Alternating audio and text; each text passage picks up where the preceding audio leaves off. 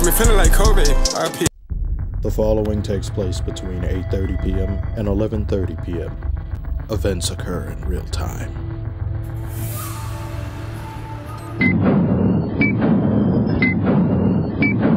This video is brought to you by the skeletal remains of Lakers and Warriors fans. Their restless souls request that you subscribe to the channel because unlike the NBA, our clocks actually work. This was a marquee matchup, a great competitive bout, and ended as the worst game of the season. AD got poked in the eye earlier in the game and had to leave. He's Forrest Whitaker now. Fast forward later in the game, LeBron does a fading corner three and it goes in. Quite nice, quite beautiful, I might add. But his laheel was on the line. The 3 points he received were deducted from the team, and I thought, okay, that's the end of it. But this ruling took 2 to 3 business days to reach a conclusion. I've waited years.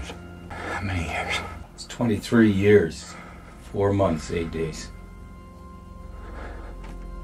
Kids who were kids prior to them reviewing this play are now about to graduate college. Why did this take so long, you ask? Because as the refs were reviewing Achilles heel, they also had to review the very next play that involved Andrew Wiggins and Jackson Hayes and who touched the ball last. So there's a couple of different challenges. Challenge on the out-of-bounds call, and because that three-pointer that LeBron took, they went back to check on that as well. Patience. Those are beginning to die off. All right, guys.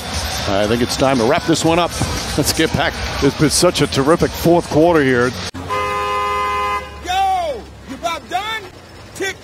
Motherfucker. They then come to the conclusion that both Hayes and Wiggins touched the ball simultaneously and it went out of bounds. Play will resume with a jump ball at the nearest circle between— Shut up, you're so annoying! Jump ball commences, ball springs loose. Austin Reeves, and it wasn't my intent. Well, I'm just going to call him Draymond because he had a really great game. I can't even, it pains me to say that, but he had a great game. He goes for it. He's falling out of bounds with it. He hits Austin Reeves with it. It's out on Austin Reeves, right?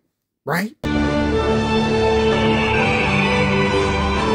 No. Oh my God. Apparently, Draymond traveled before he hit Reeves with the ball. They also simultaneously tried to figure out if Draymond's foot touched the line prior to him traveling with the ball. Does it really matter? The travel's probably not reviewable. Huh? The travel, obviously, is not reviewable. Why isn't it possible? It's just not. Why not, you stupid bastard? Something else that pisses me off about the NBA. What do you mean it's not reviewable? And if it's not reviewable, why are you reviewing it? Why? What homunculus is responsible for writing these rules? Was it decided in the Old Testament that we can't review unreviewable plays? Challenge, of course, is unreviewable. Is this an element on the periodic table? Unreviewable? Who decides this shit? Ray J must have wrote the NBA rule book. They're unbreakable. Unbreakable? They're unbreakable. I bet you I can break these. They're unbreakable. They cannot break. It's impossible.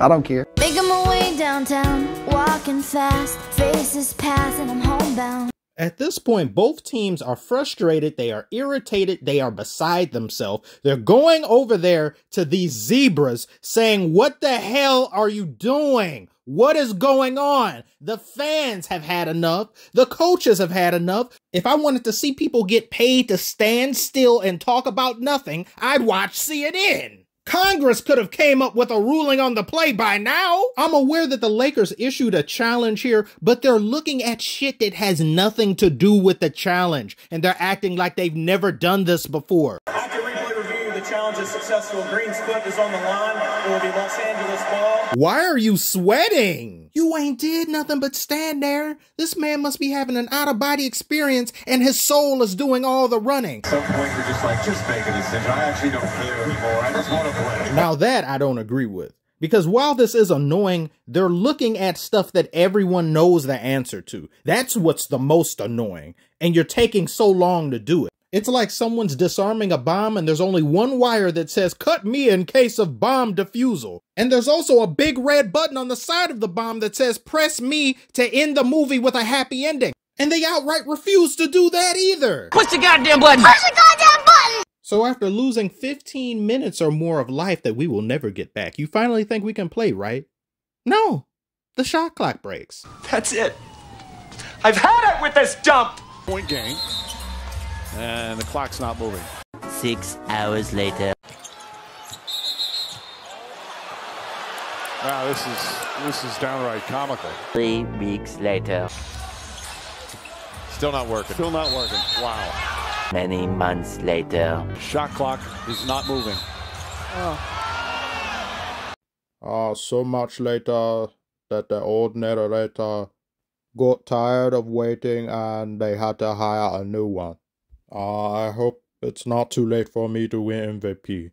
The fans are flummoxed. This was at the very least, 23 to 25 minutes of buffoonery. That's a whole episode of Seinfeld. Ben Affleck and Jennifer Lopez went from looking like this to this. Oh, look, it's Kim Kardashian, one of the horsemen of the apocalypse. She wasn't looking at the game anyway. You see she on her phone. She here scouting for somebody. That's what she's probably looking at right now. Analytics. The fuck is wrong with you? I regret nothing. It appeared before me in less than a second as I'm recording this. It was there for the taking. I had to do it. I had to say it. You guys would have done the same. It was inevitable. Please at me. So what's the damage? 20 plus minutes, nonsense. Multiple players got out of rhythm. Nobody could get their groove back. Stoppages here and there and everywhere. Horrible. The clocks don't work. The camera angles are trash. I don't know if you guys have noticed this or if it's just me, but the NBA's camera angles are some of the worst of any league, any professional league. It felt like that one picture of LeBron's heel touching the line was the only thing in human history that exists of that event occurring. But that's just how I feel. At the end of the day, Lakers ended up losing the game. LeBron had a dumb turnover at the end. You could tell the Lakers as a whole looked like they had the wind knocked out of them. Their body language reeked of indifference. Just, okay, hurry up, we lost. Let's just get this over with. I feel bad for both teams. This was just horrible. I've never seen something like this, ever. Even the announcers and people who've been around in the NBA, Mike Breen himself said he's never seen anything like this. This is just failure across the board, inexcusable, malfunctioning equipment on top of piss poor officiating. The refs are at an all-time low this year, and I've said this already. The Warriors are the 9th seed now. The Lakers are in 10th. Not a lot of time left to course correct for either team. Every game from now to the postseason is highly important. I just don't know what the Lakers are going to do. You're going to have to scratch and claw your way through the play-in. You can maybe beat the Warriors. I mean, you're missing a lot of people. Lakers were missing a lot of people. So they can definitely do something to turn the tide with this. But these people got to get healthy. They got to come back like now. You've got Gabe Vincent and all these other people just on the sideline perpetually, what seems to be like all year. You got Vanderbilt and some of them. Like, you need to come back now. But even if they were there, I don't think it would have made that much of a difference overall in the scope of this entire season. AD being out isn't good. LeBron, great game. All for naught, unfortunately, though, but great outing. The Warriors don't look too much better, but at least most of the team is healthy and present, which you can't say for the Lakers. Klay had a great game coming off the bench. He's been looking better and better. It looks like that was a great adjustment on his part, as well as just Steve Kerr and the organization. But even if the Warriors manage to make it to the playoffs, if they even make it to the second round, I'd be highly surprised. But that's just what I think. So you guys tell me below, what did you think of this monstrosity of a game towards the end? What do you think about both of these teams' chances in the playoffs? And what does the offseason look like for them as well? Comment below, let me know. I want to thank you all so much for watching and making it this far. Subscribe if you are new to these parts, and I will see you on the next one.